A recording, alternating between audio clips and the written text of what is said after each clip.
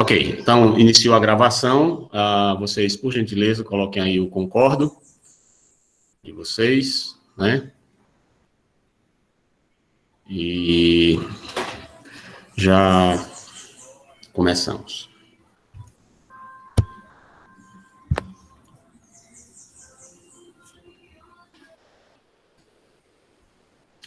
Eu vou tirar aqui a câmera para ficar o foco principal nos slides, né? Afinal de contas, ninguém quer ver minha cara feia, não. Né? Vamos ver aqui o que interessa. Então, se alguém precisar colocar alguma coisa no chat aqui, pode colocar. Todo mundo aí lembra de colocar o concordo, por gentileza, né? A maioria já colocou, eu acho, se não todos, mas não esqueça de colocar, tá bom? De qualquer maneira, temos o quórum aí, então seguimos. Colegas, nós estamos tratando hoje, né, dos aspectos de concepção de um sistema de engenharia. Vocês viram na aula lá, o memorial descritivo, quais são os elementos que devem ser pensados, devem ser considerados, devem ser avaliados pelo engenheiro, e, portanto, uma vez tudo isso sistematizado, organizado em um texto, em um relatório técnico, conhecido como memorial descritivo ou descritivo técnico. O objetivo, como vocês lembram lá, é fazer com que tudo que diz respeito às especificidades técnicas do projeto de engenharia da estação de tratamento sejam elucidadas, sejam elencadas, sejam espalhadas ali para poder vocês terem condições de expor a concepção de vocês, expor a ideia que vocês tiveram ao projetar aquele sistema, para que quem vai analisar o projeto e verificar a sua validade técnica, e não somente isso, mas principalmente após isso, quem vai executar a obra, fazer a construção da estação de tratamento, possa, a partir dos elementos descritos ali no memorial descritivo, ser capaz de se preparar adequadamente para a execução, né? Não só do ponto de vista de mão de obra, mas de especificação de materiais e também de aplicação de técnicas, de materiais e equipamentos e de prática de execução da obra lá em loco, lá na área do terreno que foi selecionada para a ET. Pronto, isso é o memorial descritivo. A parte gráfica, como vocês lembram, é um anexo importantíssimo, porque descreve na forma de um esboço, de um desenho técnico projetivo, esses aspectos técnicos que foram descritos lá no memorial de forma textual. Quando você junta estes dois, você tem aí o chamado projeto básico, anexado ainda o orçamento, o cronograma, né, e especificações técnicas. Muito bem. Aí, para que você elabore esse memorial, para que você elabore essa parte gráfica, ou seja, para que você elabore o projeto de engenharia, o projeto básico, antes de mais nada, é necessário que vocês passem por esta etapa preliminar, também chamados de estudos preliminares, né? Esses estudos preliminares são, vamos dizer assim, né, regulamentados pela norma brasileira. E nós temos uma norma, já do tempo que o cão era um menininho ali, né, 1986, a NBR 9648, né, ela é antiga, mas eu acho que talvez ela careceria de uma certa revisão para poder adequar mais ao ferramental técnico, tecnológico disponível do século XXI, não é? Então, muitas das coisas que se fazia naquela época já não se faz da mesma maneira, e de repente poderia ser elencado isso, para facilitar a vida de nós, engenheiros, né? Então, a NBR 9648, ela trata do estudo de concepção dos sistemas. Essa NBR, ela está disponível para vocês lá no material de aula, para que vocês possam usá-la no estudo básico, no estudo de concepção. Certo? A 9648, de 86, ela, portanto, trata de quais são as questões, quais são os passos necessários para que você realize os estudos preliminares que culminarão, veja bem, se liga aí, né? Fecha aí o Instagram, certo? Quais são os passos necessários que você deve dar para elaborar o estudo preliminar, e esse estudo preliminar acabará culminando na elaboração da concepção do seu sistema. E aqui, neste caso, nós estamos em PETAR, em Projeto de Estação de Tratamento de Água Residuária, mas eu quero lembrar para vocês o tempo inteiro que não se lida com a elaboração de um projeto de uma ET sem levar em consideração as unidades a montante, ou seja, a rede coletora de esgoto, o coletor tronco, o emissário de esgoto bruto, um interceptor antes, um emissário de esgoto bruto, enfim, porque estes sequencialmente se conectam à estação de tratamento de esgoto. E se você for pela lógica descentralizada da gestão de águas residuárias, muito mais ainda, porque você vai ter partes de um sistema, de uma subbacia conectada a um tratamento preliminar que pode bombear para uma ET em outra subbacia, ou você pode ter uma parte do sistema que já vai por gravidade direto para uma ET menor, né, compacta, e aí você pode ter em um município, digamos, do tamanho de Juazeiro do Norte, 3, 4, 5 ETs para poder tratar o esgoto pela lógica descentralizada, se o estudo indicar que é vantajoso do ponto de vista da análise do ciclo de vida das estações, implementar a lógica, a gestão descentralizada das águas residuárias, né? Samir, fique em paz, cara, tranquilo, né? Aí essa aula vai ser postada e você pode assistir, eu entendo, acontece essas coisas mesmo, paciência, né? Vá lá resolver, né? Só não deixe de assistir aí, certo? Qualquer dúvida, estou à disposição. Mas olha só, portanto, meu povo, o que nós temos que fazer é sentar diante da NBR 964886, que eu aconselho que todos vocês leiam. Ela é pequenininha, ela não é uma coisa do outro mundo, ela tem poucas páginas, não chega a ter nem 10 páginas, se o Espírito não me engana agora, se eu posso tentar aqui abri-la, deixa eu localizar aqui, como eu estou aqui com os slides com muito coisa sobre ela, então eu não abri, mas estou aqui, tenho ela aqui disponível. Vamos abrir aqui para vocês tomarem um rápido conhecimento dela. Vamos lá, NBR, cadê você? Abrir, só um minutinho, e aí a gente compartilha aqui para vocês, né? Muito bem. Ok, abriu. Agora deixa eu compartilhar a tela para que vocês possam ver, certo? Para essa apresentação rapidamente. E mostro aqui a tela da norma para vocês, certo? Confirmem só se vocês estão vendo a tela.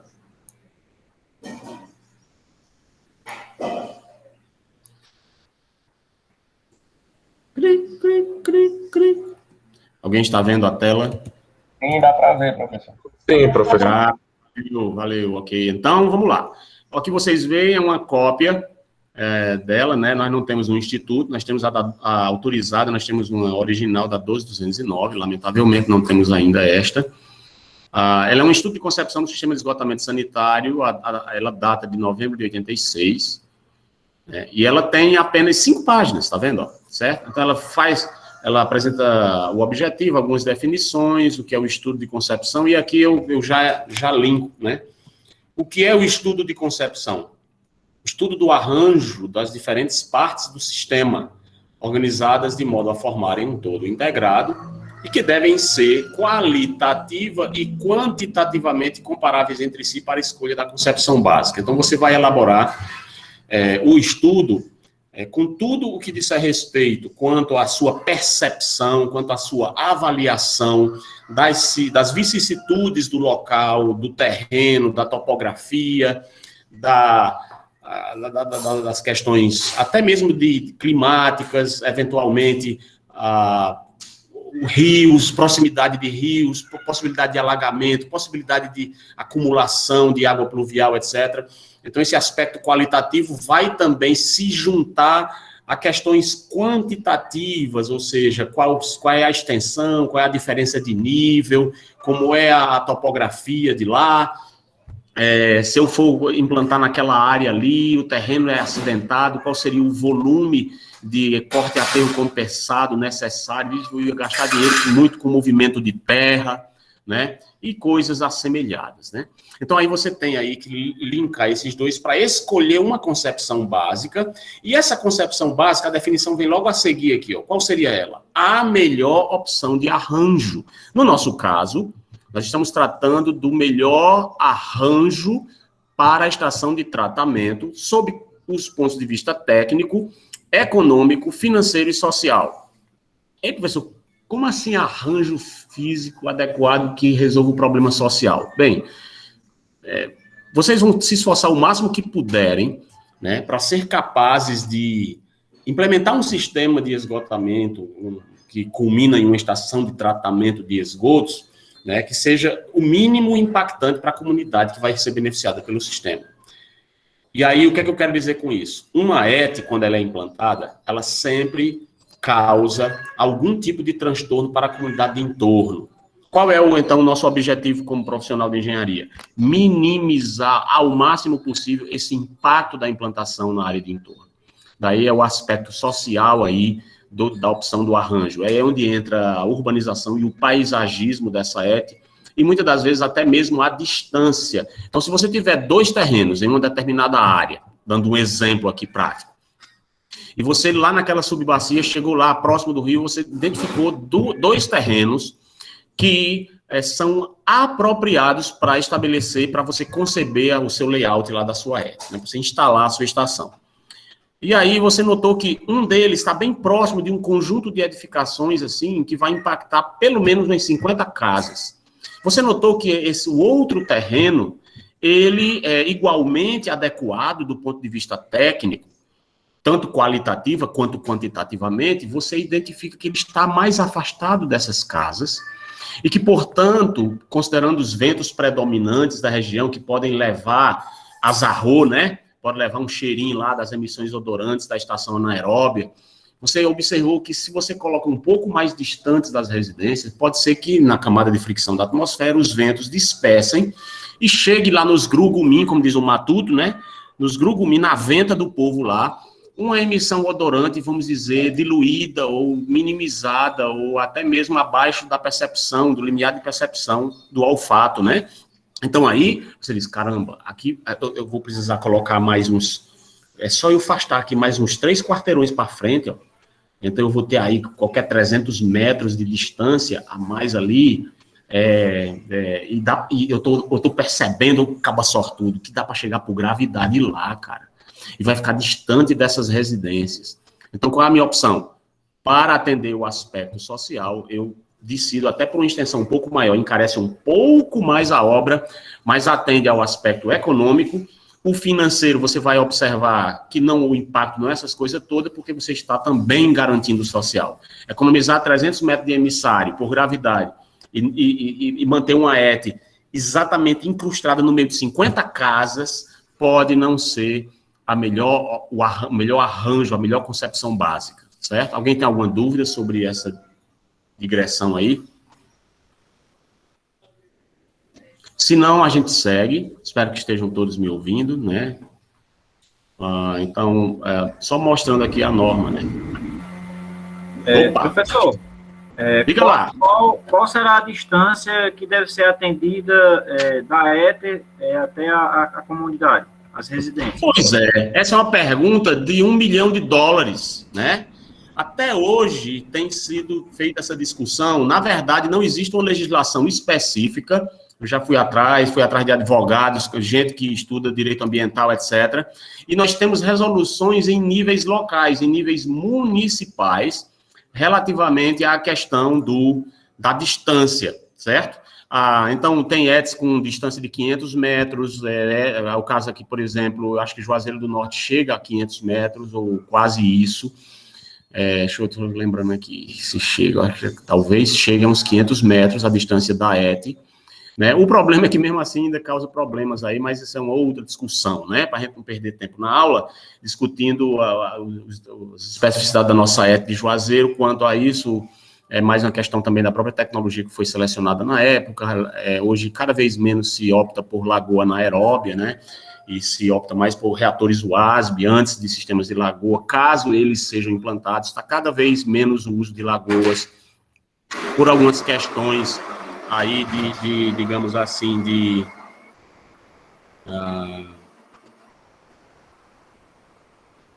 questões de, como eu posso dizer, ecologia urbana, sabe?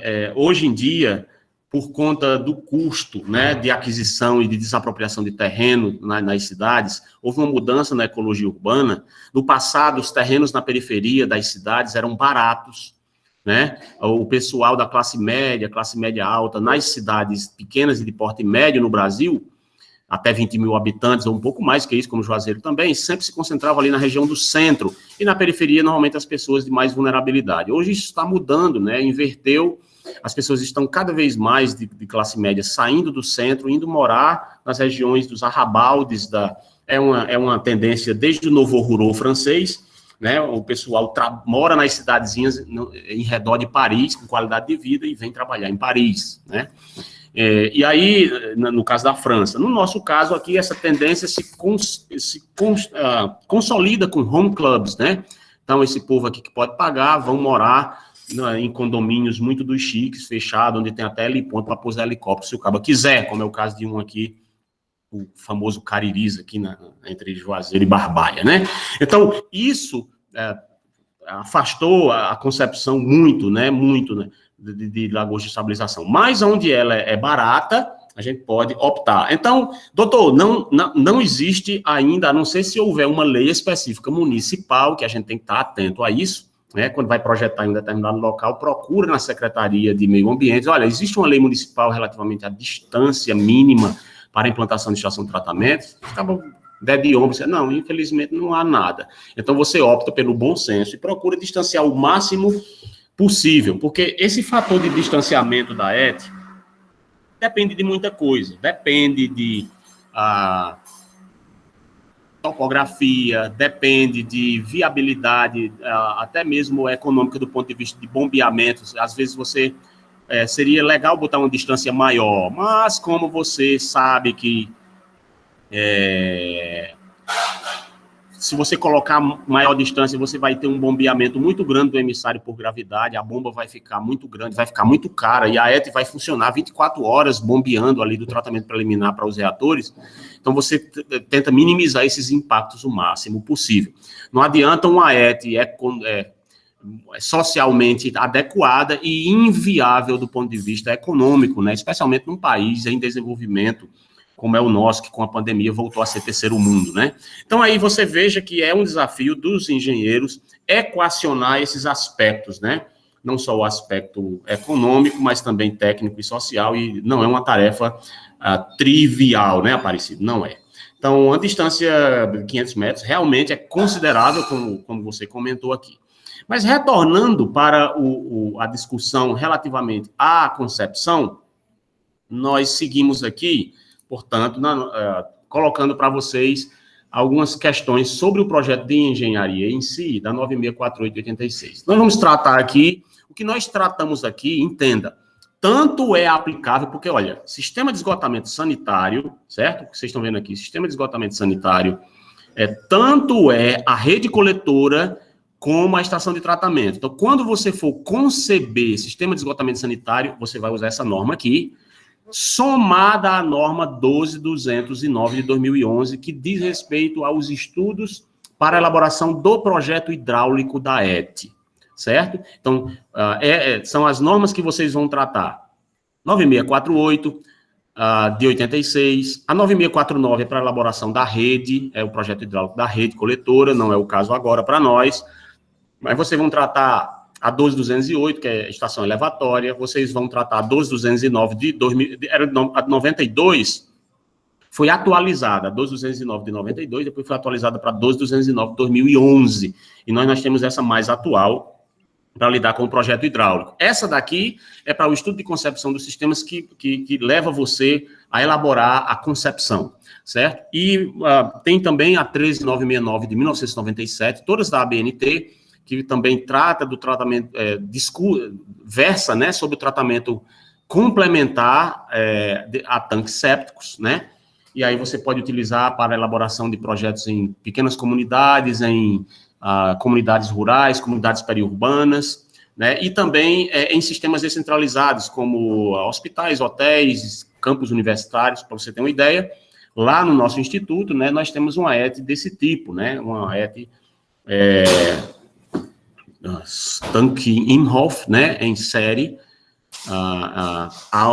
somado a um filtro anaeróbio, né, e eles estão, a vazão distribuída em paralelo, e as estações estão conectadas em série, primeiro o tanque Imhoff, seguido depois do filtro anaeróbio, convergindo para bateria de sumidouros prismáticos retangulares, né. Então, você usa isso, né, claro que hoje em dia, né, a opção de um tanque Imhoff seria, digamos assim, a letra Z, porque nós temos hoje tecnologias disponíveis como o reator WASB, agora desde 2011 para cá, nós podemos utilizar o reator WASB. Professor, qual a diferença? Ainda posso utilizar ainda hoje o tanque Imhoff? Rapaz, pode. E vou defender por quê. O reator WASB requer uma manutenção, requer que você faça a descarga de lodo com periodicidade, senão não vai dar a eficiência no tratamento, vai vomitar lodo, vai depletar a qualidade do efluente. Vocês sabem disso, e a Anice já tratou em tratamento 2.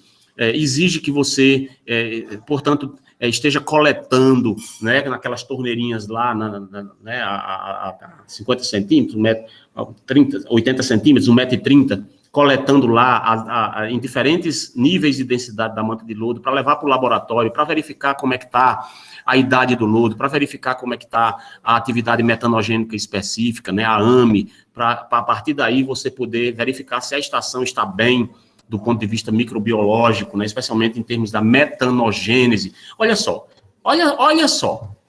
o cabo tem que ser um técnico em meio ambiente, um técnico em controle ambiental, um tecnólogo em saneamento, né, um engenheiro ambiental e sanitarista, para poder lidar com essas questões. Tem que ter alguém, um operador lá na ET, coletando esse material, levando para o laboratório e tal. Muitas comunidades, talvez isso possa ser uma situação, vamos dizer assim, que dificulte, né? Na prática. Não, na teoria é tudo muito bonito, mas quando chega na prática, o prefeito não contrata o operador da ET, fica a ET abandonada. Eu vou mostrar para vocês fotos dessa realidade para comprovar o que eu estou dizendo. Fica lá o mato comendo, crescendo, bem pertinho da ET, animal entrando, a cerca de arame esculhambada. Quer dizer, na prática, abandona-se a ET e a estação de tratamento, coisa linda. Não, nós temos o índice lá no CINIS, né? Sistema Nacional de Informação de Saneamento. Não, nós temos saneamento em tantos % do Brasil. Mas tudo entregue ao mato, às baratas, né? Não tem operador, não tem controle, não tem qualidade, não tem nada, né? Não tem nada. Precisa de vocês, né, para intervir os engenheiros ambientais e sanitaristas e mudar essa realidade nos próximos 50 anos. Então, como é que eu advogo, então, o tanque Imhoff? Professor, como é que o senhor, rapaz, no século XXI, ainda está advogando tecnologia do início do século XX, né? Ah, caramba, como é que o professor... Bom, é aquela história. Você vai implantar um negócio desse no sistema no meio do nada, né? E onde tem baixa qualificação de mão de obra, dificuldade, o município pequeno, o secretário de obra. Você vai, às vezes, tem município que o secretário de meio ambiente não sabe nem o que é uma folha, né, direito. Eu estou brincando, né? Assim, estou exagerando essa minha forma de falar, mas vocês estão entendendo o que eu quero dizer. As pessoas não têm a qualificação técnica, são secretários, né? Eu mesmo conheço município aqui que o secretário de obra é quase um pedreiro, é um mestre, não tem formação nenhuma na área, a não ser prática, né? Porque os municípios são pequenos, as pessoas não são qualificadas, e graças a Deus nós estamos mudando essa realidade quando a gente qualifica muitos de vocês que vêm desses municípios para poder vocês voltarem para lá e mudarem a realidade do município de vocês com qualidade técnica, né? Isso é uma bênção muito grande, né, para o nosso país e para a nossa região, o povo sofrido nosso aqui no Nordeste. Então, veja só, quando eu implanto uma estação de tratamento do tipo tanque Imhoff, né, eu preciso o quê? Uma vez por ano, levar um caminhão lá e tirar o milkshake do Bob's, né, e remover lá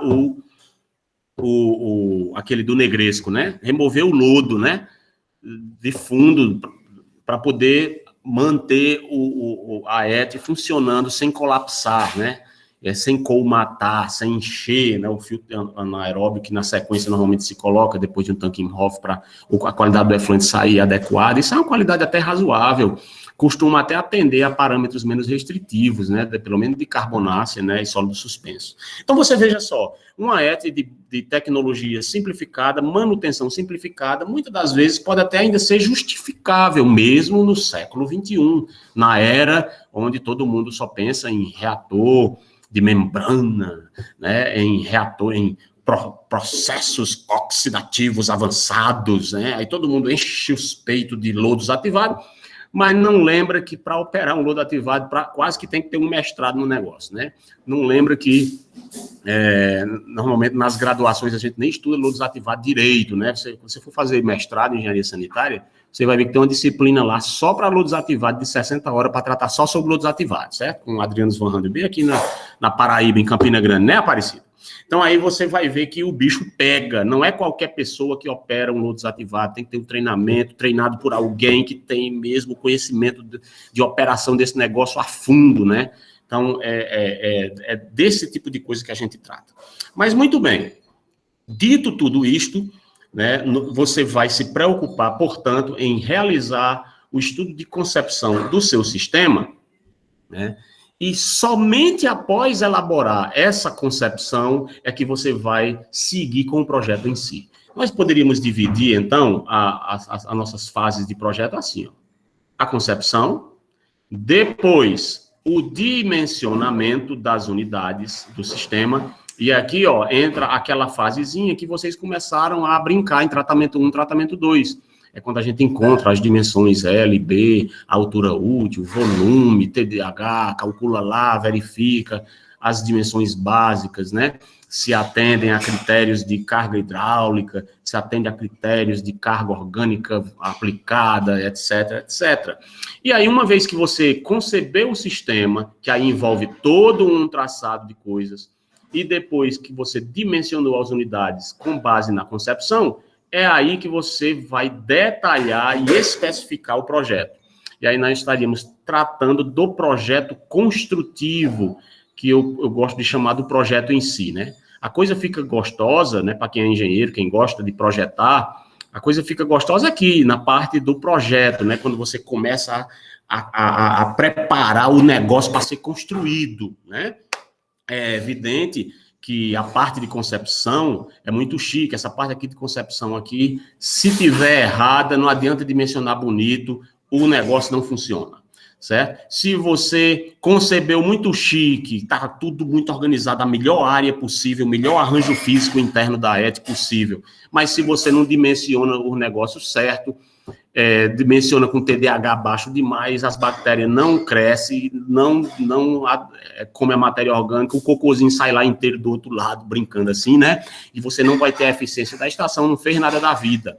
E se você conceber e dimensionar bem, mas não detalhar e especificar adequadamente, quando for construída a ET não vai prestar, né? Vai se acabar antes do tempo, ou você vai colocar uma ET que só precisava de R$500 mil para construir, vai acabar gastando 1.700.000, porque você não detalhou que preste, não especificou que preste. Então, esses três aí, essa trindade, né, santa aqui da elaboração de projetos aqui, é fundamental a gente ser submisso a ela, né, porque conceber bem, dimensionar bem o que concebeu e detalhar adequadamente aquilo que dimensionou. Eu acho que é basicamente isso que vocês precisam colocar no coração, para que a gente converse lá no shopping, lá, com um guardanapo assim na mesa, né? Tomando um milkshake do Bob's lá. Ei, professor, como é? Ei, tu lembra, bicho, daquele negócio lá da concepção? Como é? Pega no guardanapo e você seja capaz de explicar. Por que eu digo assim? Porque isso você tem que ser capaz de em qualquer lugar, pensar a esse respeito. Muitas vezes você está no sol quente lá na obra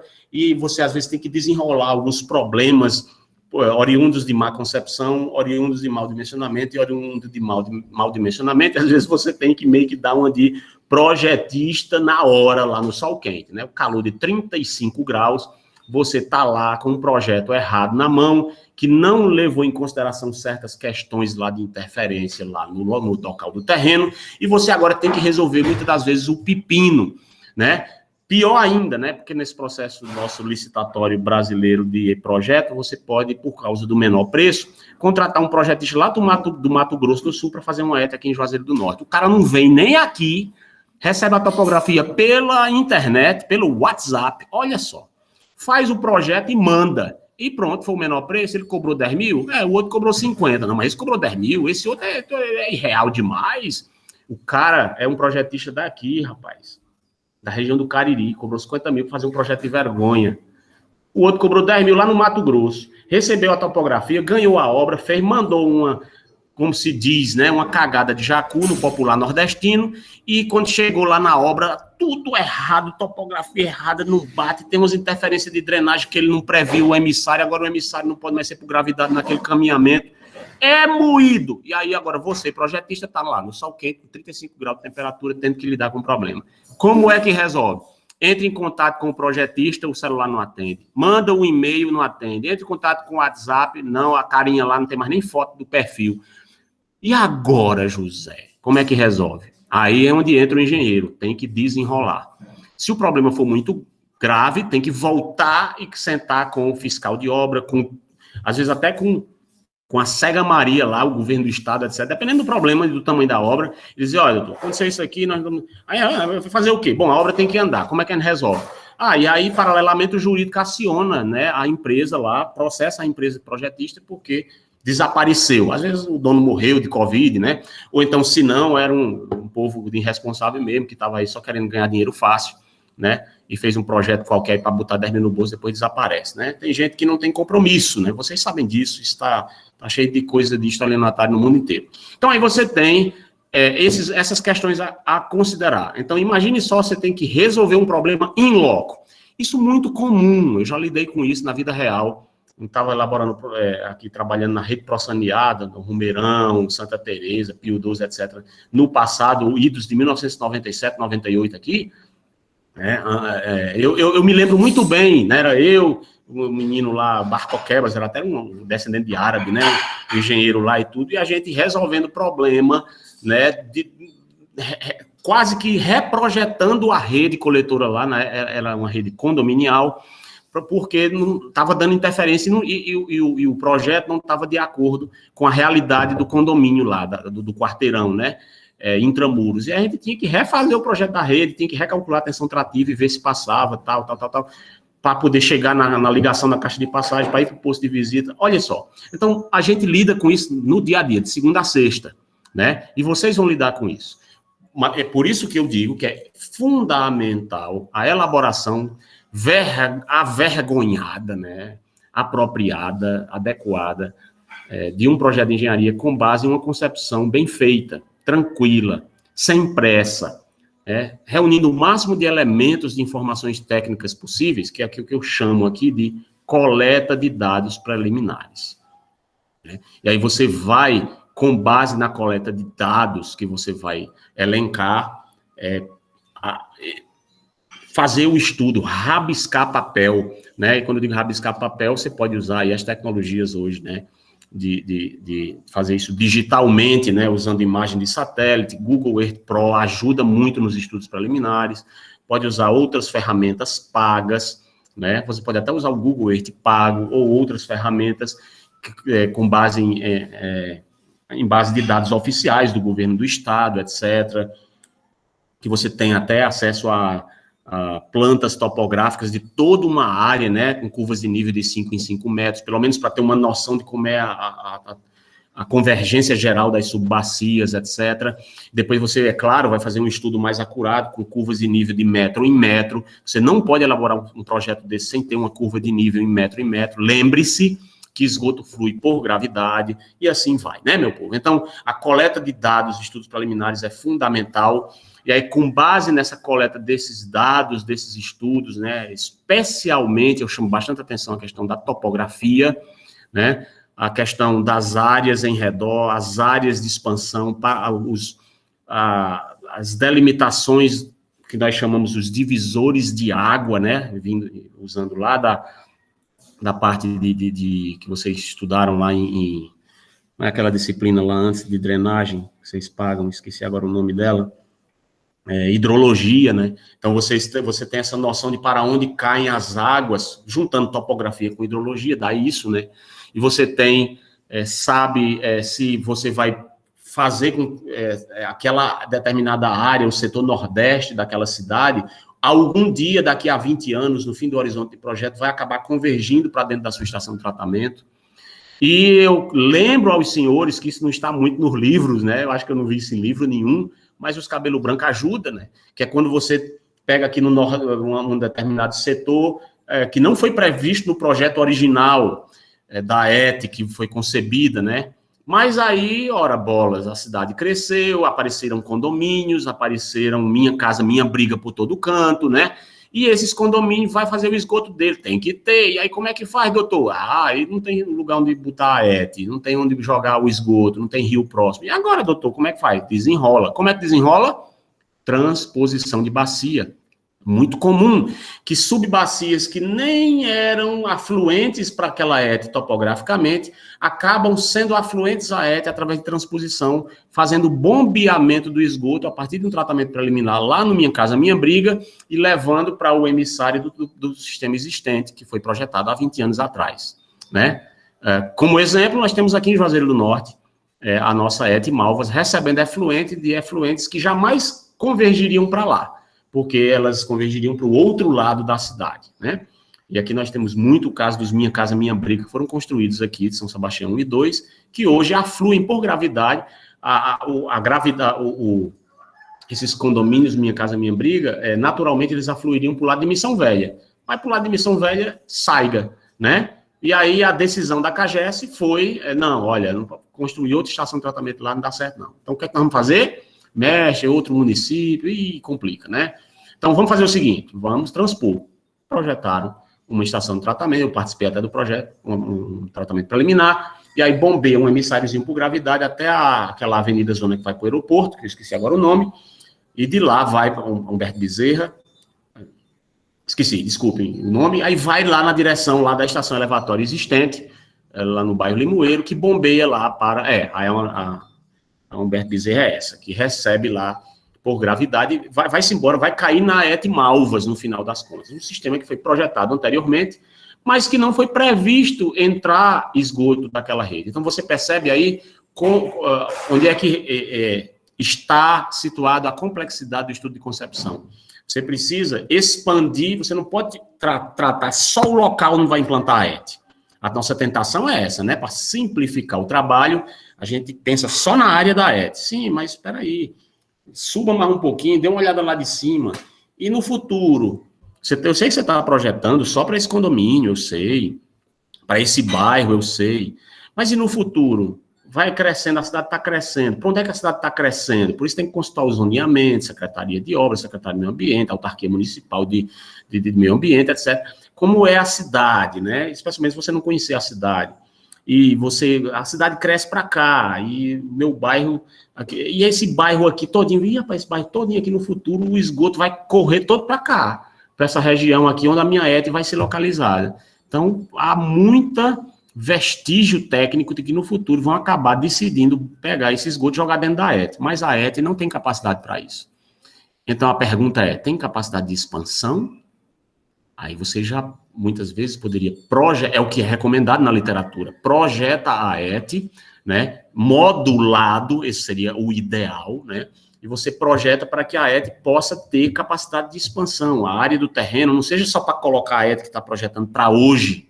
A concepção do sistema só precisa de uma ET num terreno de 100 por 50. Mas no dia que for expandido para atender outros bairros contíguos, você vai precisar de uma ET com 150 por 80, né? Aí, mas não tem mais, daqui que você vá desapropriar, em 20 anos construiu tanta casa em redor, para desapropriar essas casas, tirar esse povo, é politicamente, socialmente inviável, briga política, confusão, aí qual é a decisão? Construir outra ET só por conta de uma incompetência na concepção em levar em consideração essa expansão, entende? Então, essas coisas todas vêm na parte dos estudos preliminares, que levam em consideração a área de entorno, os bairros em redor, para onde convergem essas bacias, vai para lá, vai para cá, como é que está sendo a tendência. A CAGES está fazendo muita transposição de bacia, então talvez seja o caso aqui de eu deixar uma folga nessa ET, porque no futuro, e quando eu digo folga na ET, tome cuidado, viu? Eu não estou querendo dizer em projetar um reatorzão do tamanho do mundo, como fizeram lá em Barbalha, né? Uma estação de lagoa de estabilização do tamanho do mundo, que foi obrigado a encher com água limpa para poder chegar no TDAH para o esgoto sair do outro lado, porque o esgoto mesmo que foi ligado originalmente só criava uma lagoazinha no meio da lagoa, né, e não saía do canto a lagoa, o resultado prejudicou foi o selo impermeável, o mesmo mundo de problema, né, não vou nem contar. Mas só para mostrar para vocês que é importante... Eita, caramba, eu estou expandindo. Eu estou num projeto logo um reatorzão do tamanho do mundo para receber um mijinho de água, não. Eu projeto modulado, eu projeto para receber agora a população atual, mas ele, no futuro, eu posso ir colocando módulos ou construindo módulos dessas ETs, e aí vai atendendo ao crescimento populacional, inclusive de transposição de outros bairros. Guarde isso no coração, porque eu tenho quase certeza que isso não tem em livro nenhum, só se for algum cabo aí que publicou mais recentemente, livro de 2019, pós-pandemia, né? Mas é importantíssima essa questão de você levar em consideração a transposição de bacias, que tem sido uma tendência, né? Muito bem, meu povo, então aí você vai para a parametrização. Diabo é isso, né? Na parametrização, você vai elencar todos os parâmetros que são necessários, que você vai levar em conta para poder... dimensionar, ou seja, a segunda fase do seu projeto. Você dimensionar que a sua rede será através de uma parametrização. Você vai levar em consideração aí qual os coeficientes de reforço de rede, que vão servir também para fazer amortizar, vamos usar o termo financeiro, né? Amainar mesmo, garantir uma redução das vazões afluentes ao emissário, porque existe um tempo de concentração da bacia que demora a chegar lá no emissário, aí você leva em consideração vamos usar o termo técnico, né, que é usado por Azevedo Neto, o amortecimento das vazões afluentes à ET, né? Então, aí, para isso, tem o coeficiente de reforço K1 e K2 e K3, né? O da vazão horária, da vazão diária, na verdade, vazão diária, horária e mínima.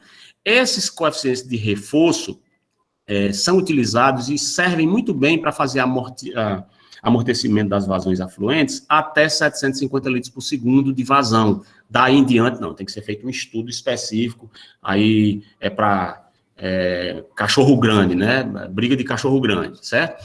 Mas para vazões inferiores a 750 litros por segundo, funciona muito bem aplicar os coeficientes de reforço na hora de dimensionar o emissário, considerando alguns aspectos hidráulicos que a gente vai poder aprender lá em P6, que é na outra disciplina lá de sistema de esgotamento sanitário, para calcular, dimensionar o emissário, né? Então, aí você tem, a partir da parametrização, essa parametrização para a rede coletora é a 964886, e a parametrização para projeto de ET envolve, dependendo da ET que você projetar, certamente vai usar a 12209/2011, que é a de projetos hidráulicos, geral, certamente pode usar a 13969, e pode usar a 7229 de 1993, que eu me esqueci, que é a de projetos tanque séptico, mas é mais para projetos menores, né, ou de uma residência, de pequenos clusters de residências. E aí você tem, portanto, a consulta a outros normativos para elaborar a parametrização. Certamente você vai utilizar a literatura técnica disponível, né, da área, né, e para nós, no Brasil, a Bíblia do saneamento é Jordão e Pessoa, né, tratamento de esgotos. Eu também recomendo e uso bastante, porque a CAGES usa esse livro nas análises, o livro do Ariovaldo Nuvolari, né, que eu coloco até lá no drive de vocês, né, uma copiazinha para que vocês usem por enquanto, né, enquanto estão se formando. Depois vocês compram o livro do professor lá que ele merece, né, o Ariovaldo Nuvolari, lá da USP, a FAPESP. Ele tem um livro muito bom, edição nova de 2011, onde ele trata de tudo: coleta, tratamento, né, disposição e reuso de águas residuais, completo, né, na agricultura.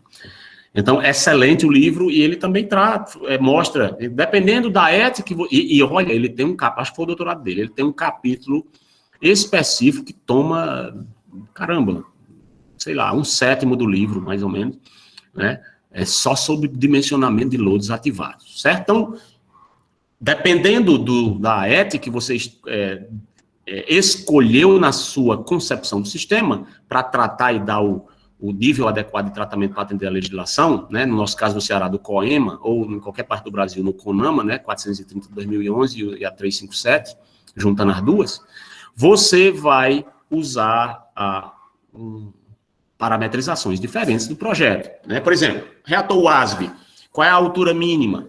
Qual é a altura máxima? De 4 a 6 metros. Qual é o TDAH mínimo? Depende da temperatura do líquido no mês mais frio. Aí você consulta a norma lá e vê que para a nossa temperatura aqui, que a calor, secura, quitura e mormaço, né, as 4 estações do ano definidas, você tem aí temperaturas elevadas do líquido, você pode adotar um TDAH mais baixo, de 6 horas, né? Normalmente a gente projeta com 8 horas aqui, já folgado, né? Já tranquilo, né? Admitindo uma atividade metanogênica até boa, né? Uma eficiência até maior. Então, a parametrização trata disso. E aí você vai ter, evidentemente, o traçado da rede coletora, você vai levar em consideração, eu recomendo pelo menos 3 alternativas. No caso, professor, mas não é rede coletora, é ET. Lembra disso. Mesmo projetando o ET, você tem que considerar a rede coletora. Sabe por quê? Porque dependendo de qual for o traçado da rede coletora, a rede coletora é por gravidade, então ela segue a tendência geral na direção da topografia para o canto mais baixo. E aí, dependendo de aonde chegar a rede, é onde vai estar mais ou menos localizada a ET. Claro, ressalvados os casos em que não é possível fazer por gravidade, tem que bombear para a área da ET disponível, contígua, né, adequada. Então, dependendo do traçado da rede coletora, você vai poder localizar a ET ali, em um determinado daquele local, ou não. E aqui eu boto aqui esse esqueminha, né?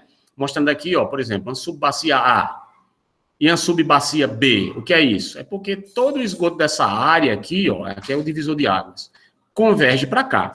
E toda essa água converge para cá. Mas você foi contratado para fazer o projeto da cidade toda, né? E o rio é do lado de lá. E a ET, uma área excelente que você localizou depois de escolher 3 alternativas no estudo de concepção, nos estudos preliminares, é essa aqui.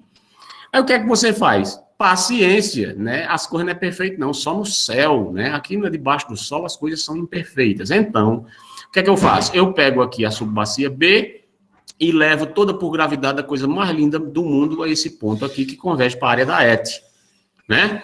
E o A, professor? Bom, o A, eu vi que não tem condição de fazer uma estação de tratamento aqui. Então, eu encontrei uma áreazinha pequena, consigo aí, graças a Deus, né, convergir o esgoto de toda a região A para a estação elevatória aqui, e a partir da estação elevatória, eu bombeio para um PV na subbacia B, conectado a um coletor-tronco que vai lá para o emissário da estação de tratamento do lado de lá. O que é que eu estou fazendo aqui? Uma transposição de bacia, certo?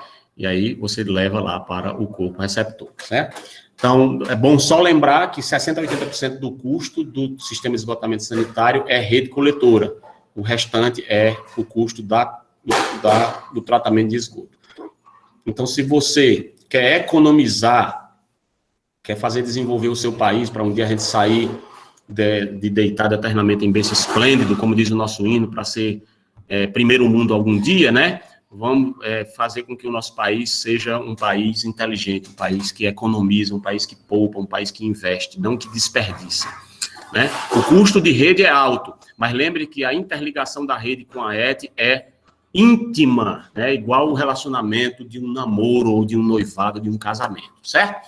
Muito bem, uma vez que você tem o traçado da rede coletora, você vai fazer o pré-dimensionamento das alternativas. Uma vez que você tem também as alternativas da ET, decidiu, olha, eu vou projetar aqui um reator WASB seguido de filtro biológico percolador. E eu vou fazer modulado em 4 unidades. Eu vou dividir a vazão em 4. No primeira parte, eu vou fazer aqui, dividir aqui em 10 anos. Eu vou construir 2 módulos nesses primeiros 10 anos. E vou deixar já pronto aqui para que sejam só colocados aqui os módulos dos outros reatores na segunda fase do horizonte de projeto em 20 anos. Então, eu vou modular, dividir a vazão por 4, eu vou ter aqui, em paralelo, 4 reatores, 2 operando agora nos primeiros 10 anos, 2 operando daqui a mais 10 anos, então completando os 20 anos. E aí esses 2 reatores WASB aqui vão receber a população atual e vão, em série, desembocar os seus respectivos efluentes em um filtro biológico percolador aeróbio, depois eu mando para uma desinfecção, depois eu mando lá para o corpo receptor por gravidade. Olha aí, pronto, você fez a sua concepção E, evidentemente, que você, uma vez que fez isso, né, faz o pré-dimensionamento das alternativas. Você já sabe o traçado da rede, já sabe qual é a profundidade que a rede chega lá na área da ET escolhida, você não foi lá muito bem sortudo, né? A rede chegou com 2 metros de profundidade. Eita, caramba. Então, é a partir daí que você vai traçar o bombeado, né, do seu sistema, é a partir daí que você vai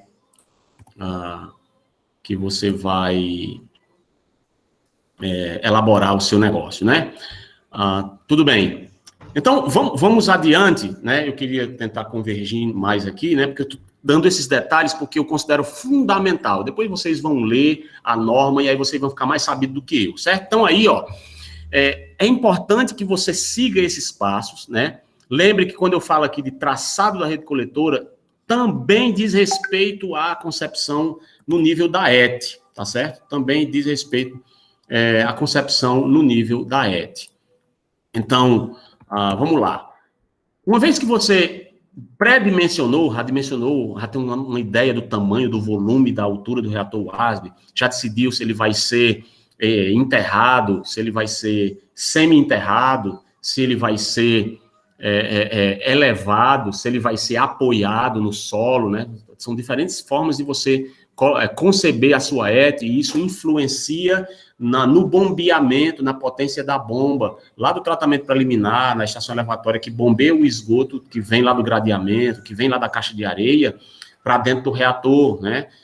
Muitas vezes você projetou um reator, decidiu na sua concepção que vai projetar um reator WASB com 6 metros de altura. Aí 6 metros de altura com mais bem uns 3 metros. Tu lembra que tua rede já chegou com 2 metros de profundidade. Aí depois que cai lá no poço de sucção, foi para lá, bem para 4 metros e meio de profundidade. Dependendo. Aí quando tu soma 4 metros e meio de profundidade com 6 metros de altura do reator WASB, já vai dar 10 metros e meio de altura. Quando tu calcula a perda de carga, né, já vai para 2, 3 metros a mais, digamos, dependendo, 1,5 metro, 2 metros. Vamos ser 13 metros para tu bombear. Lá de baixo, 13 metros de altura, lá para chegar no reator, certo? Então você vai ter que botar lá, vai uma bombazinha, uma vazãozinha aí, né? Digamos aí, de 10 litros por segundo, lá vai tu ter que botar uma bomba de 4, 5, 6 CV, né, operando, trabalhando, ligando a cada 10 minutos, né, ou então em inversor de frequência, mas mesmo assim, gastando energia elétrica 24 horas por dia, né, pelos próximos 60 anos. Então, quanto mais otimizado o dimensionamento disso, melhor. Então, aí você vai fazer uma estimativa de custos, que é um orçamento preliminar, e essa estimativa de custo, meu povo, não se assustem, não é que você vai ter que fazer um orçamento completo de tudo, isso não existe. O que você faz é fazer uma estimativa em custo por metro cúbico. Então, quanto é para projetar, quanto é um custo de um reator WASB, né? Se a gente fosse atualizar a inflação, né? A inflação está comendo pelo pé aí, mas se a gente fosse atualizar a inflação, digamos que hoje seria algo em torno de 80, 100 e poucos reais por metro cúbico, né? Por metro cúbico tratado, coisa do tipo. E um load desativados, talvez uns 200 e tanto, 300 reais por metro cúbico tratado de esgoto. Então, aí você tem uma noção, uma estimativa de custos de quanto seria a implantação daquele sistema com aquela tecnologia escolhida, né? E aí você vai levar em consideração também, nessa estimativa de custos, não só o custo de implantação, que é o que eu citei agora. Se você pegar von Sperling, que vocês estudaram lá, introdução a esgoto, lá atrás vocês vão ver uma tabela onde ele coloca inúmeras tecnologias de tratamento e combinações, mostrando o custo, cada um. Acho que o WASB lá, na época de 2005, estava com R$40 o metro cúbico, né? Então aí, se você pegar 15 anos para cá, certamente isso está na faixa de mais de 100 por metro cúbico, né? Então, a implantação, mas também deve levar em consideração a operação e manutenção. Porque lembre, a ET é construída, você gastou 400 mil conto para construir a ET hoje. Mas aí você vai contratar seu Manel, Francis Gleison lá para operar, o Walt Disney, né? E você vai botar ele lá na ET, vai treinar esse cara e ele vai trabalhar todo dia recebendo salário e tal, vai ter um engenheiro especializado, vai ter um tecnólogo lá, vai ter a viatura, combustível indo lá da CAGES e tal, para lá e para cá, né? E tal, vai ter relatório técnico, ou seja, custos de operação diretos e indiretos, e de manutenção, queimou a bomba, inça a bomba, leva, espera, traz de novo, vai ter que ser uma bomba nova, compra, vai-se embora mais 10 mil reais, custos que vão sendo agregados aí ao longo dos 60 anos do ciclo de vida da estação. Né? Nós chamaríamos isso aí dos custos totais, né? Implantação, operação e manutenção. E uma vez que você leva em consideração tudo isso, você fecha a seleção da alternativa ótima. Seria o quê? A melhor alternativa possível depois de você esgotou todas as possibilidades, né, dentro de uma análise razoável. Não precisa passar um ano inteiro no estudo preliminar para implantar um projeto de 100 mil reais, pelo amor de Deus, né? Então, dizem que engenharia é metade, 50% é matemática e 50% é bom senso, né? E tá aí. Para quem quer ganhar dinheiro, né, eu só sempre lembro, né? Você pode julgar aí mais ou menos um valor de R$2 a R$4 por metro linear de rede para projetar a rede, né? E pode colocar aí na faixa de uns dependendo da estação de tratamento, pode variar de 5 a 50 mil reais o valor do custo da estação de tratamento, né? Para projetar uma laguna de estabilização, é 50 mil. Vai projetar um reator WASB, 5, 10 mil reais, está bem pago, né? Muito bem. Então, nós temos a concepção do sistema, né? Nós temos as unidades de sistema. Eu não vou discorrer sobre isso, meu povo, em detalhes, porque nós temos uma disciplina que trata disso. Mas, pelo menos, você tem aqui, para você tomar conhecimento, que para chegar na estação de tratamento, você tem todo um sistema que é a rede coletora e as suas subunidades. E isso aqui, dependendo de como isso aqui é concebido, influencia na concepção disto aqui e a chegada disso no corpo receptor ou não. Por isso é importante a questão do traçado da rede e seus detalhes. Do ponto de vista da concepção, nós temos as unidades de sistema antes de chegar na sua estação de tratamento, né? A primeira coisa é a instalação hidrossanitária de cada residência, que vocês também serão capazes de projetar. Eu recomendo já logo de hoje que vocês paguem uma disciplina como ouvintes, ou façam um curso por fora, não sei, se vira aí, né? Porque nós não temos, infelizmente, uma disciplina optativa na nossa grade, e isso, para mim, é um fim do mundo, mas tudo bem, né? Para vocês pagarem a disciplina de instalações prediais, porque vocês são capazes de assinar perante o CREA, mas não se invente de assinar projetos sem saber projetar, certo? Então, aprenda, está disponível aí vídeo-aula em todo canto, está disponível aí cursos em todo canto, está disponível aí disciplina no próprio Instituto mesmo, você pode pagar lá no curso de Tecnologia de Construção Civil, uma disciplina boa, com 80 horas, tá certo?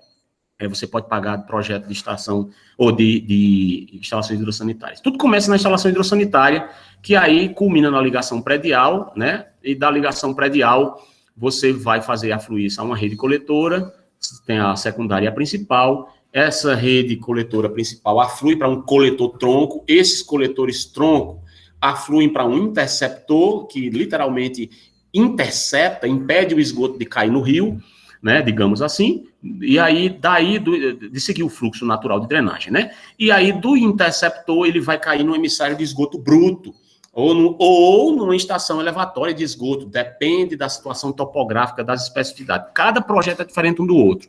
Por isso que não dá para a gente tratar de todos os casos, a gente vai lembrando de alguns detalhes, né?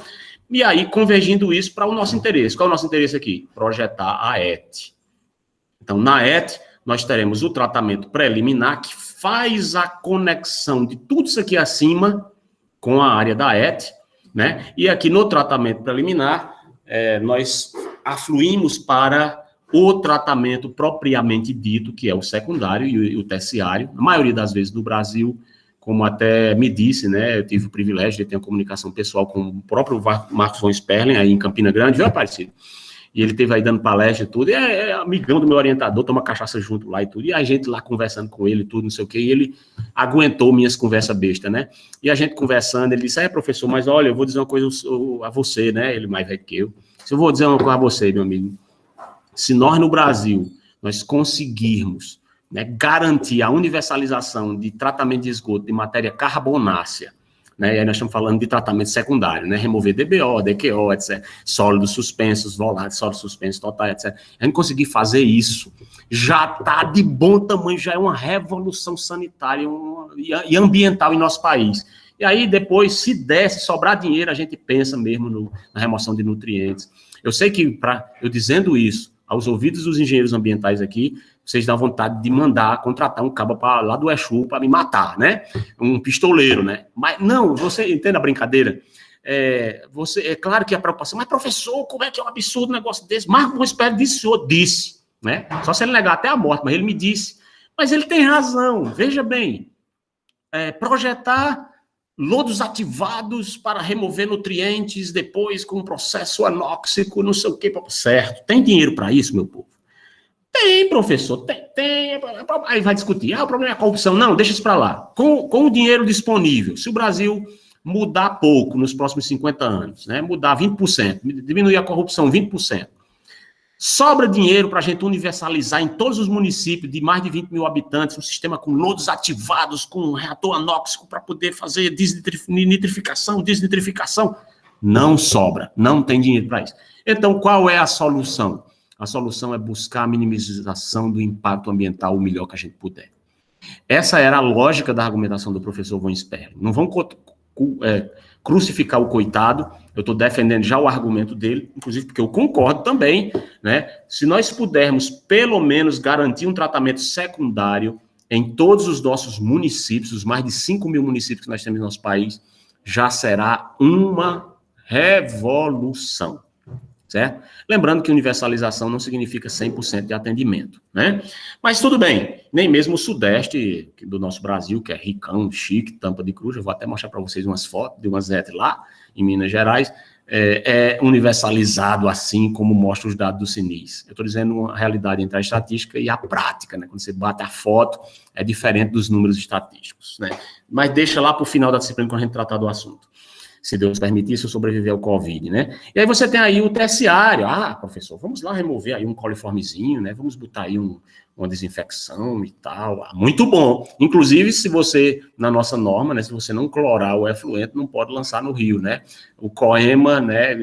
A norma brasileira também diz, olha, tem que clorar o efluente antes de lançar, né? Quer fazer reuso, tem obrigatoriamente que clorar o efluente, né? E aí vai.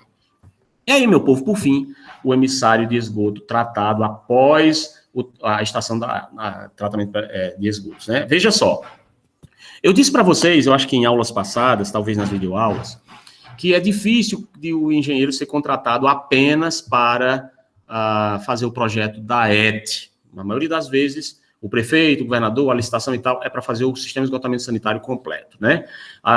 Mas eu fui contratado para fazer um projeto de um condomínio ali. Então, você foi contratado com certeza para fazer da ET e da estação de tratamento. Ou da ET e da estação de bombeamento para bombear para a ET, lá da KGS mais próxima, entendeu? Então, ou coisa parecida. O que significa que, muitas das vezes, né, você vai ser exposto a essa realidade, ter que projetar a rede e a ET. Mas esse emissário aqui do fim, ó, só pode ser projetado depois que a ET for projetada. Então, normalmente, quando é contratado separado, então você foi contratado, ei, doutor, tu faz projeto de rede de esgoto? O prefeito lhe chamou, né? Ligou pro celular, pois não, vamos conversar. Aí vão lá para um hotel, lá, almoçam lá e conversa. Aí, vamos lá. Rapaz, fácil, como é? Não, da rede coletora. E aí você pergunta logo, como bom engenheiro ambiental, e a estação de tratamento? Diz, não, rapaz, agora nós conseguimos verba para rede, mas aí com a reeleição nós vamos conseguir o da ET, aí eu chamo a senhora, o senhor para fazer, né? Diz, tudo muito bem, faz o acordo, o acerto, tal, apresenta a proposta de preços, etc. Normalmente município pequeno, não tem muito projetista, tal, você apresenta a proposta, não é um projeto muito caro, não cai em carta convite, às vezes cai até em dispensa de licitação, por causa de o camarada alega notório saber, não tem quem faça, né? E eu estou falando no fim do mundo, né? Talvez hoje está mais difícil por aqui, porque já tem várias empresas que fazem projeto, etc. E se o projeto ficar caro demais, aí tem que ir para a licitação. Mas tudo bem, você ganhou o negócio, está conversando lá, faz o projeto da rede. Legal, fez o projeto da rede. Aí você entrega bem aqui. Aí passou. Quando eu digo entrega bem aqui, né? Você está entregando in natura no rio, né? Está caindo lá o cocôzinho lá e contaminando o rio naquele ponto, né? O ponto de lançamento de efluentes lá, né? Da eutrofização, a zona de... Como é que chama lá? Que eu esqueci agora. Tem a zona de água limpa lá na frente, né? Aí tem a zona de lançamento aqui que eu esqueci o nome técnico. Desculpe aí. Quem lembrar pode dizer, me ajuda, né? Aí, olha só. Você tem aqui chegando aqui, quando é na reeleição do prefeito, passou mais ou menos 6 meses depois que ele assumiu, teu celular toca. Ei, doutora, ei, doutor, foi? Aquele negócio lá do nosso projeto lá, vamos conversar, bora. E outro almoço lá no shopping, não sei aonde. Aí você vai conversar com eles. É o seguinte, eu quero que tu apresenta aí, a proposta aí era bom tu, porque tu já fez o outro, né? E tu apresenta um preçozinho aí que dê pra gente ficar dentro aí, né, trabalhar junto e tudo. Eles, tá bom, você apresenta um preço razoável, compatível, dá para pagar seu projeto, seus custos, e você é contratado. Aí você é contratado, ou então, se não tem a dispensa de licitação conforme a lei, aí, paciência, você entra na licitação, se ganhar o projeto, ótimo, você faz o projeto agora da ET, aí veja, aí você vai trabalhar daqui para frente, desse ponto em diante.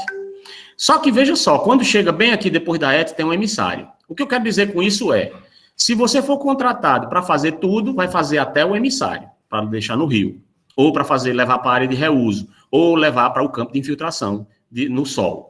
Se você foi contratado para fazer só a rede e não foi contratado para fazer a ET, porque você perdeu a licitação, então o profissional que for contratado para fazer a ET vai ter que fazer toda essa parte aqui e o emissário de esgoto bruto até chegar lá.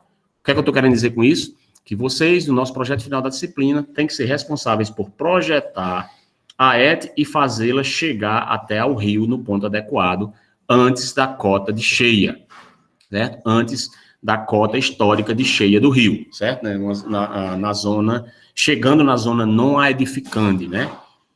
Então, aí você tem a sua concepção garantida, certo? Então, é com base nessa norma que eu recomendo que vocês leiam, certo? Para que possamos elaborar o nosso projeto de esgotos, tá bom? Elaborar o estudo de concepção, aquele arranjo que eu comentei, a partir daí, estabelecer o melhor arranjo entre as opções disponíveis, né? E aí você vai fazer o seu projeto da ET com base na lógica que nós temos vigente na nossa norma, no Brasil, que é o Sistema de Esgoto Sanitário Separador, isto é, nós não estamos projetando estações de tratamento de esgoto capazes de receber contribuições de esgoto pluvial mais esgoto sanitário, ok? Esgoto sanitário é o esgoto sanitário relativamente aos esgotos que vêm domésticos, comerciais, industriais, e que afluem diretamente à estação de tratamento. As águas pluviais são coletadas, né, e transportadas em condutos separados, normalmente de grande calibre, né, e seguem o curso na direção, normalmente, dos corpos receptores, né, tributários e principais na bacia e nas subbacias.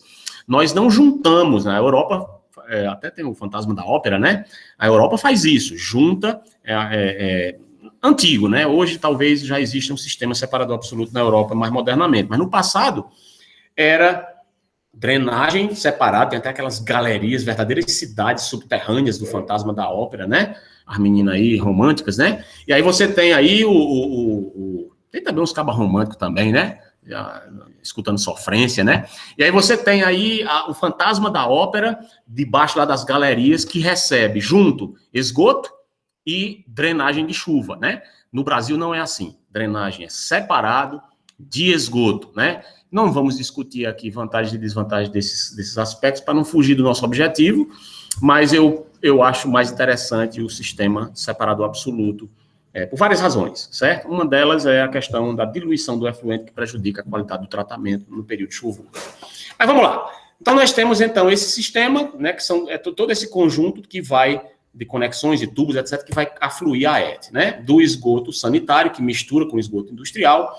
E aí, não é separador absoluto, como eu falei, não é misturador, né, com o sistema com água pluvial, mas no sistema de esgotamento sanitário nós devemos levar em consideração as contribuições de intrusões alienígenas, né? São as intrusões que não estavam previstas de acontecer, mas paciência, por razões tantas, acabaram por acontecer, e você tem a chamada contribuição pluvial parasitária. essa contribuição pluvial parasitária, que é a intrusão, né, maligna, né, maléfica, não prevista, vamos dizer assim, não era adequada, que acabou adentrando na rede, um posto de visita aberto, numa zona baixa, o esgoto choveu e acumulou e foi todo para dentro da boca do posto de visita, foi para a rede, caiu na ET. Paciência, você não controla isso com muita facilidade, especialmente nas grandes cidades. Então, para isso, já tem um estudo até do ex-quase futuro todo-poderoso, né, José Martiniano de Azevedo Neto, né, do Manual de Hidráulica. Ele publicou um artigo na DAI no tempo que o cara era menino, está disponível para vocês aí, na ET, onde ele faz um estudo antigo, né, ainda era datilografado, não era nem computador, sobre as contribuições parasitárias ali no São Paulo, no Rio de Janeiro, né? E veja só, essas contribuições parasitárias podem chegar a absurdos 6 litros por segundo de vazão por quilômetro de rede. Já imaginou isso chegando na ET?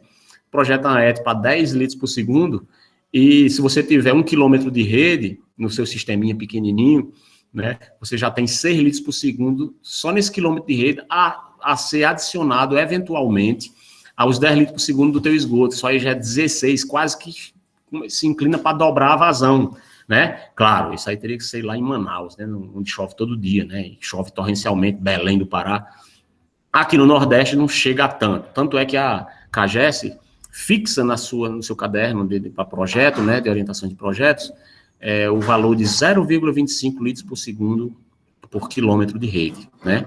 É um valor baixo, certo? Mas que se pretende adequado. Eu tenho coisas a dizer contra isso, né? Eu sou defensor de que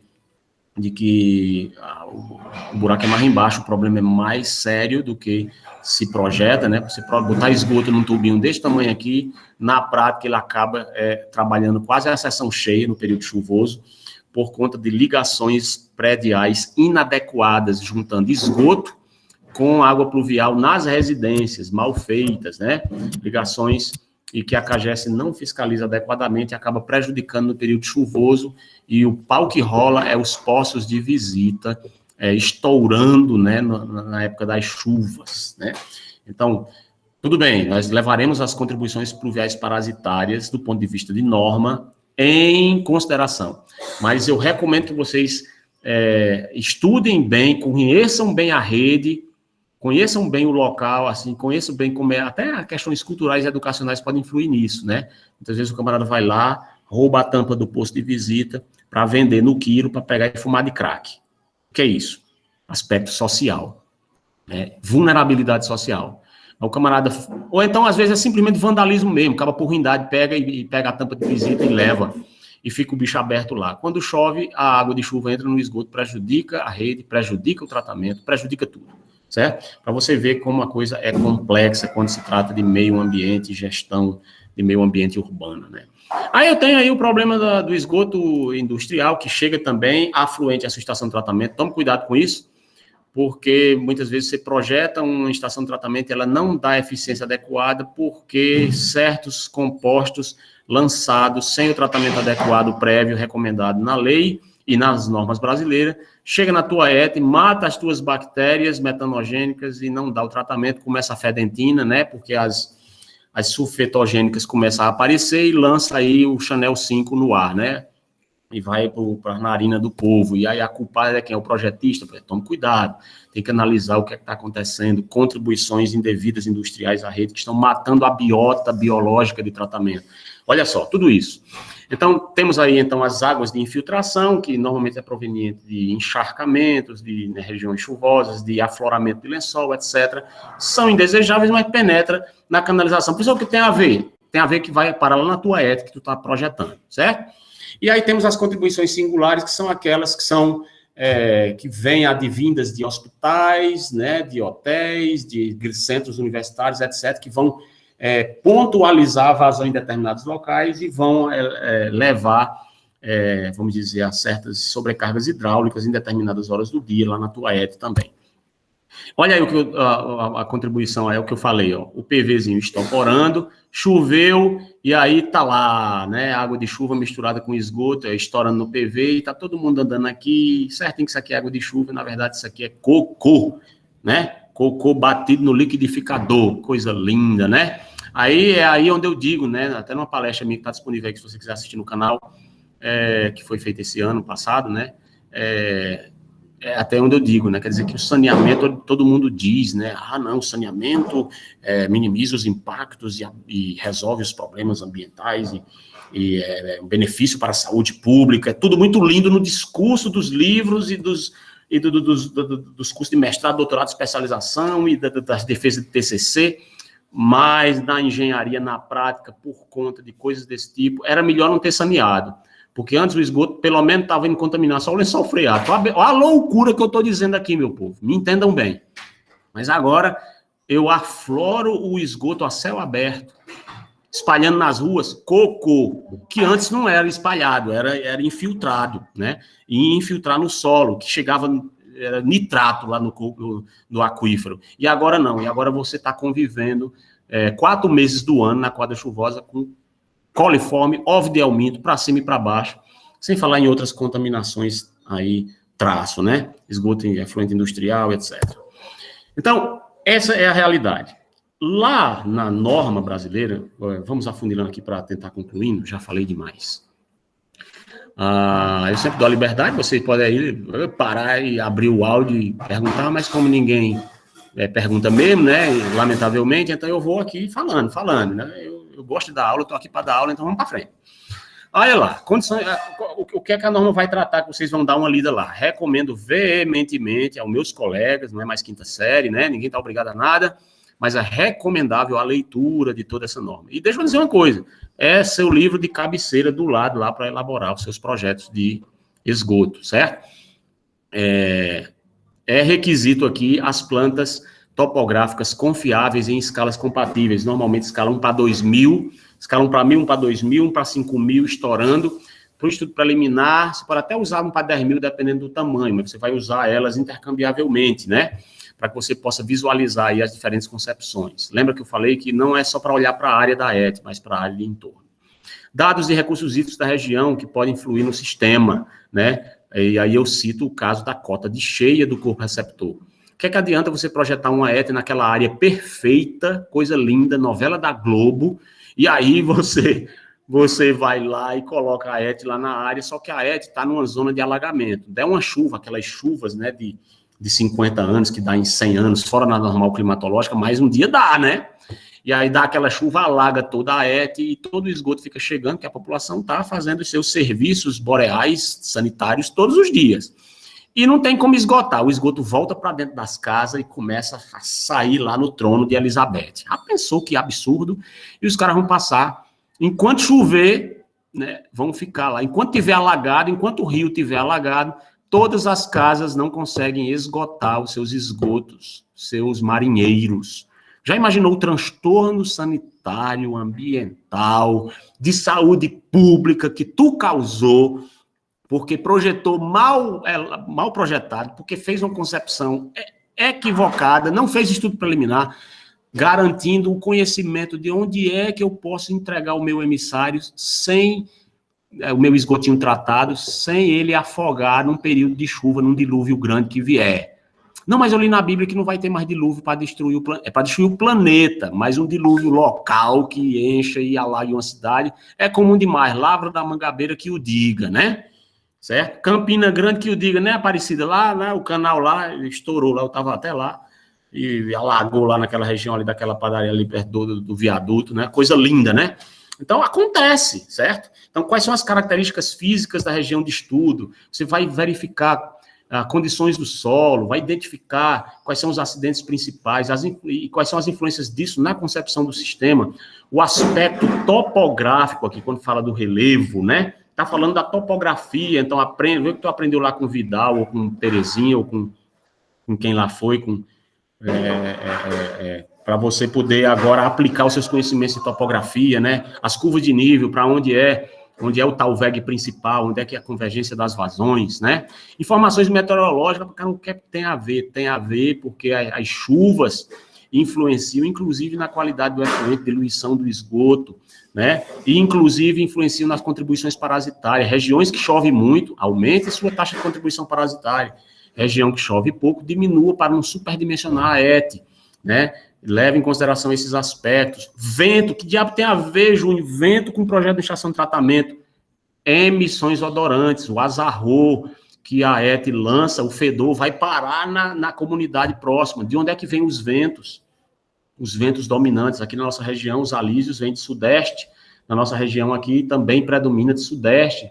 Varia um pouco em determinadas épocas do ano, às vezes vira o contrário, né? Vem de 230 graus ao invés de vir de 130, mas é só por conta de uma passagem de uma frente quente, uma frente fria, mas depois volta mesmo predominantemente para 130.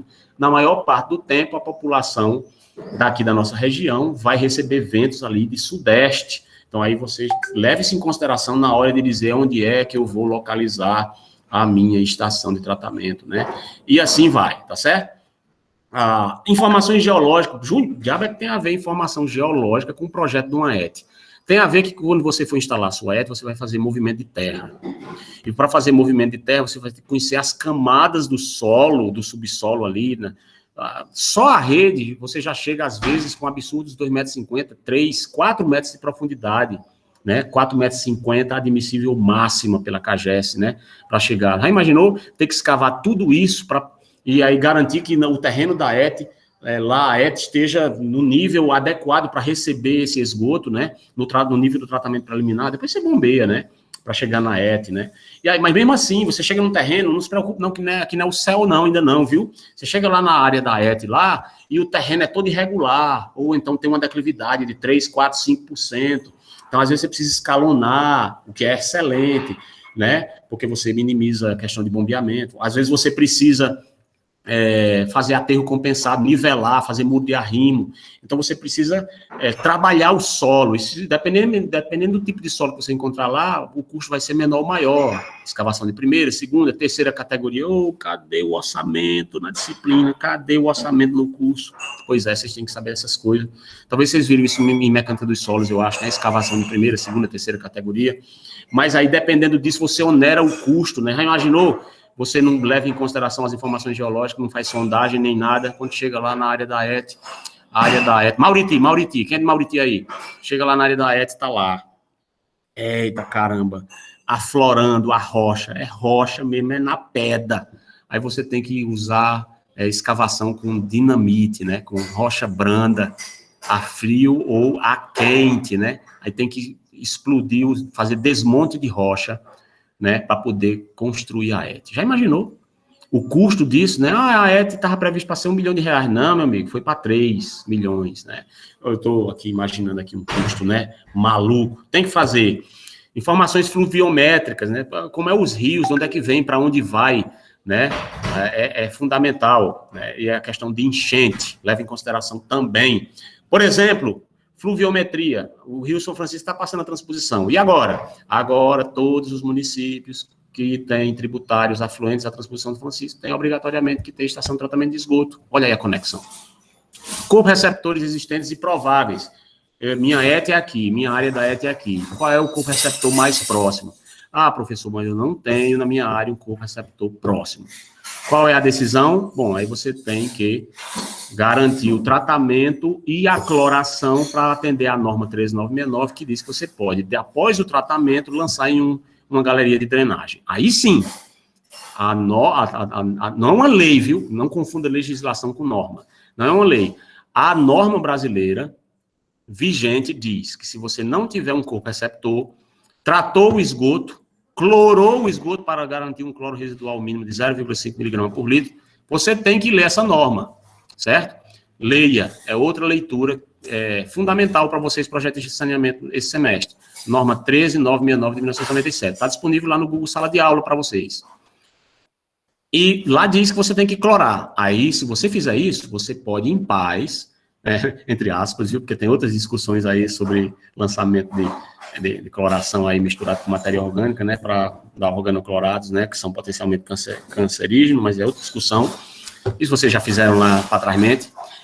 Vamos lá. Então, você lança na galeria de drenagem, em paz, entre aspas, né, e vai dormir de noite em paz também, né, e isso vai para o rio. E Deus tome de conta, o passivo ambiental, Deus tome de conta o que vai acontecer do rio para frente, né, espero que a autodepuração dilua isso e minimize o impacto, né? Mas como nós somos no semiárido, isso não é muito lá fácil de resolver não, por causa dos córregos intermitentes, Deus tome de conta. Né? E aí você tem aí tudo isso para levar em consideração. Alguém fez Bloom aqui, eu não sei aonde. Professor. Oi, fale lá. Dá para o senhor parar um pouco e respirar? Calma, é que a gente tá, pelo menos eu tô mais ou menos perdida como é que a gente vai começar essa parte do trabalho. Tá. Eu estava falando, explicando, e a gente definiu os grupos, mas depois a gente não falou mais como tipo assim, Sim, ok. Tá bom. qual município, qual é a população máxima que a gente deve pensar. Okay. Uhum. Aí você está falando aí, a gente está só escutando e sem compreender como é que vamos fazer, executar o trabalho.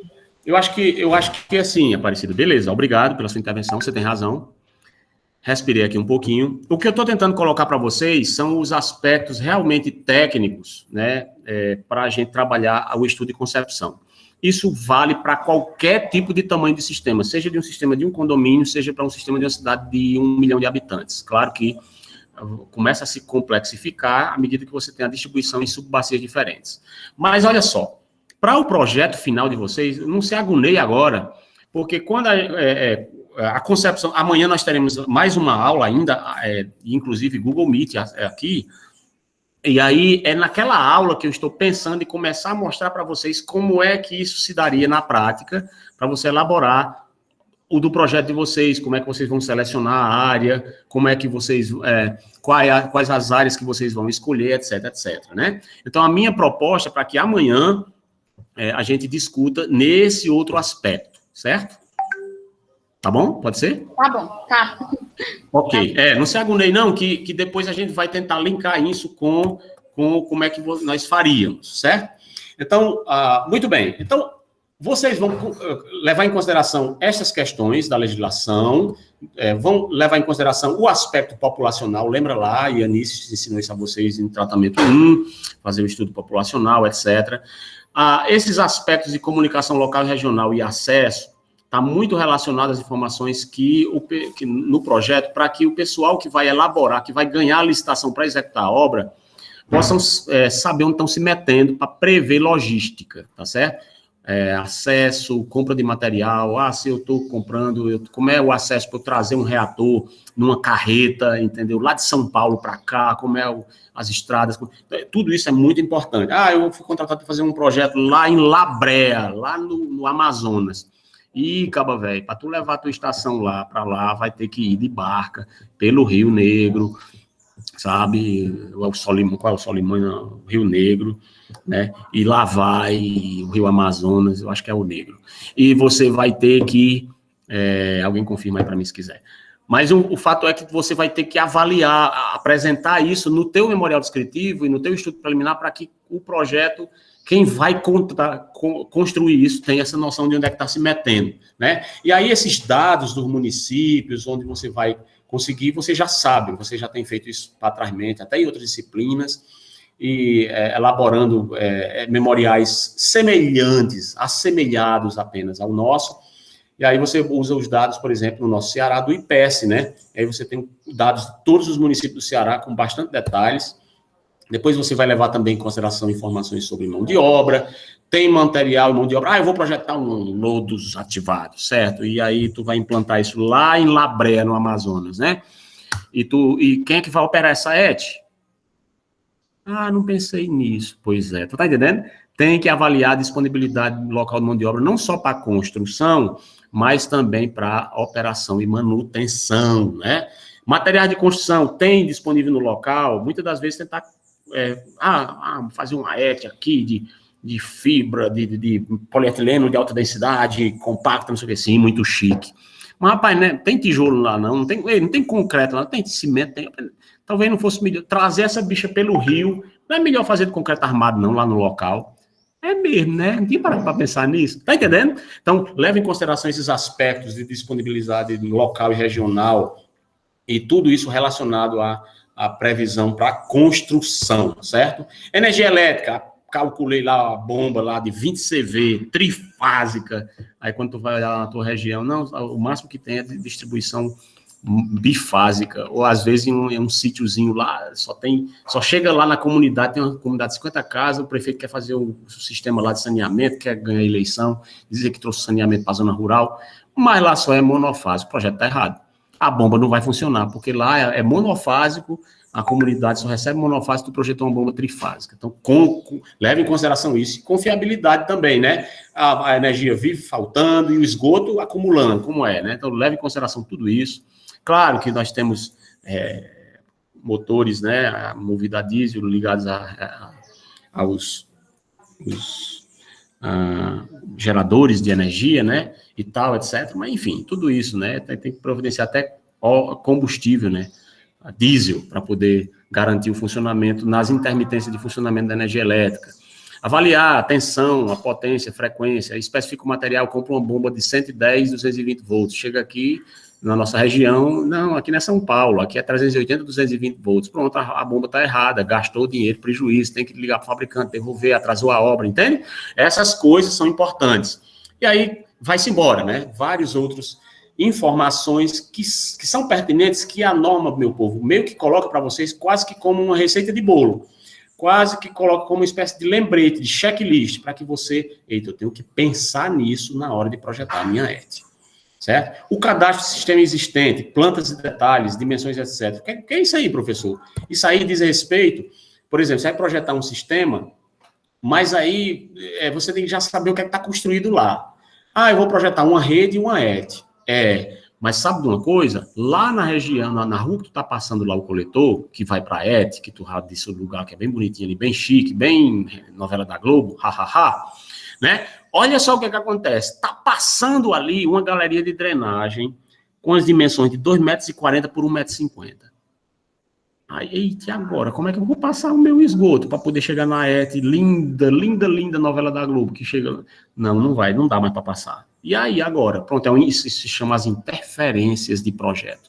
Então, você vai ter que ir atrás do cadastro técnico, de instalações de drenagem, instalações de rede de água, adutora de água, instalações subterrâneas de energia elétrica, tem que ir lá na Enel, tem que ir na CAGES, ou tem que ir lá na Oi, Telemar, sei lá, agora é Oi, que virou Vivo, Morta, sei lá qual é a concessionária, que ainda opera telefonia fixa, né? E mesmo que não tenha mais telefonia fixa no planeta, mas hoje é tudo aéreo, né? Pela BrisaNet e outras net aí, PebNet, você tem ainda as instalações antigas instaladas ali no local que não foram removidas, né?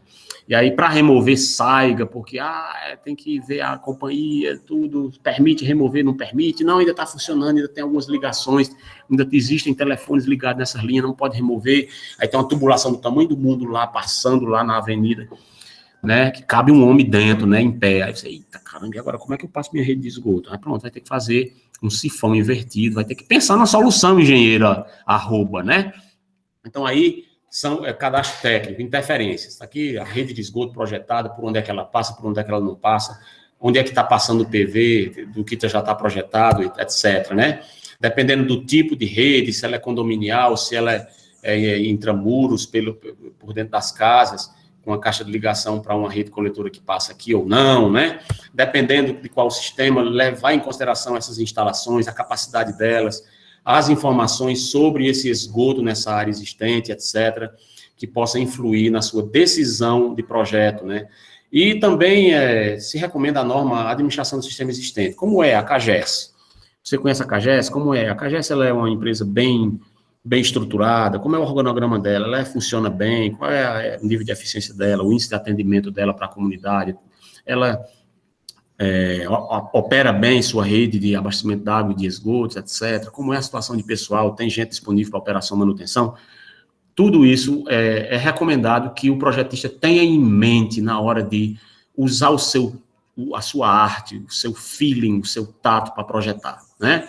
Quais são as contribuições, quais são os valores singulares, né, conhecidos ou estimados lá dos hotéis, das escolas, dos hospitais que vão afluir para a minha ET, né? Qual é o custo de serviço, né? Como é as ligações prediais existe, está ligado, o povo paga, olha aqui, ó, isso é um ponto nevrálgico para discutir, da outra aula a gente discutindo, batendo boca aqui sobre o problema de projetar um sistema, gastar dezenas ou centenas de milhões de reais implantar o sistema e a rede coletora, a população não adere, não faz a ligação predial à ET. Adiantou o quê? Nada. E pior, os nossos representantes políticos vão lá e obriga a CAGES a não cobrar a taxa de esgoto. Como é que a CAGES sobrevive? Né? Vai tirar dinheiro da onde? Da Lua? Não, tem que vir de algum lugar. Então, começa subsídio, começa a aumentar imposto, e aí saiga. Então, é um modelo estranho por conta de cultura, de má informação dos nossos políticos, que vem da nossa população, que vem da falta de competência técnica, porque tem pouco engenheiro lá na ponta, pouca gente sabida no assunto, influenciando, alterando a cultura, fazendo a educação diferente do povo daqui a 50 anos, para a gente ter um país de vergonha na área do saneamento. Veja a complexidade dessa discussão. É coisa demais. Não, mas é porque eu gosto de mostrar o todo afluindo, né? Você leva em consideração aí como é a tarifa, tem tarifa social, o povo paga, qual é o índice de inadimplência e tal. E sim, e a água de chuva, como é? Funciona bem, separa bem, para você levar em consideração aquelas interferências lá parasitárias. E o lixo, como é a questão de resíduos sólidos e tal, né? Então você vai vendo aí, o abastecimento d'água tem muito vazamento, a rede é antiga. O que é que tem a ver, Júnior? Tem a ver que se houver muito vazamento, esse vazamento acaba intrusindo, como é que seria o verbo de intrusão, né? Acaba afluindo, né? E entrando e penetrando na rede e indo parar como contribuição de infiltração lá na tua ET que você não previu, certo? Então, tudo isso são coisas a considerar. Veja como é. Uso de terra, como é a questão dos loteamentos, para onde vai, o plano diretor, a cidade cresce para onde, qual é a evolução dos loteamentos, porque tudo isso influencia na tua decisão de estudo populacional, de vazão que aflui para a ET, né? Então, como é Juazeiro, qual é a zona, o zoneamento, para onde é que cresce mais, o que é mais densamento de população, o que é que não é, e aí vai-se embora, né?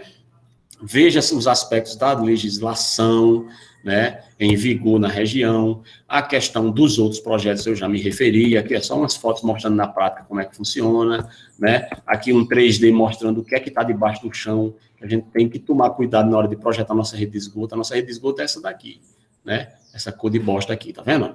E aí tem outras coisas, né, misturado com drenagem, lavagem, etc, né, quais são as atividades, aí a partir do item 3.2, serão todas as atividades que eu quero continuar com vocês na discussão para a gente ir para o que é prático, né? Quais são as atividades que a gente tem que fazer para elaborar o estudo populacional. Deixa eu recomendar o seguinte, vamos parar por aqui. Dei uma lida em toda a norma, certo? São só 5 páginas. Sabe qual é o conselho? Quando você for amanhã de manhã, certo? Antes da nossa aula é só 10 horas, que você acordar de manhã, que você for contribuir com a DBO, reinar lá em Elizabeth, certo? Se você tem prisão de ventre, vai dar certo, que dá para ler a norma todinha. Se você não tiver, você fica um pouco tempo de descarga, né? E fique lá um pouco tempo sentado, lendo a norma, certo? É até inspirador, concorda? Você está lá lendo a norma e tem tudo a ver, porque você está gerando efluente lá para a estação de tratamento, né? Então aí, lê em paz a tua norma todinha, são só 5 páginas, e aí amanhã a gente segue discutindo quais serão as atividades que vocês têm que fazer, acrescentando mais alguma coisa, quem sabe esclarecendo alguma dúvida de todo esse blá, blá, blá de hoje, né, que eu sei que realmente é muita informação. Amanhã a gente entra, como a Aparecida bem colocou, né, bom, e aí, e para o projeto nosso, como é que a gente vai fazer para selecionar a área, o que é que a gente deve levar em consideração, qual vai ser o nosso sistema, que tamanho vai ser, a questão das equipes. Isso é secundário, mas o mais importante agora é a gente discutir para você aprender ou tomar o conhecimento do que deve fazer para fazer qualquer projeto, seja pequeno ou grande, e não só para o projeto final da disciplina, né? Mas amanhã a gente discute, se Deus quiser, esse aspecto também da disciplina, tá bom? Aí a gente leva em consideração todos os outros aspectos que a gente tem que fazer, e aí a gente lá faz um exercíciozinho, se Deus permitir. Pode ser?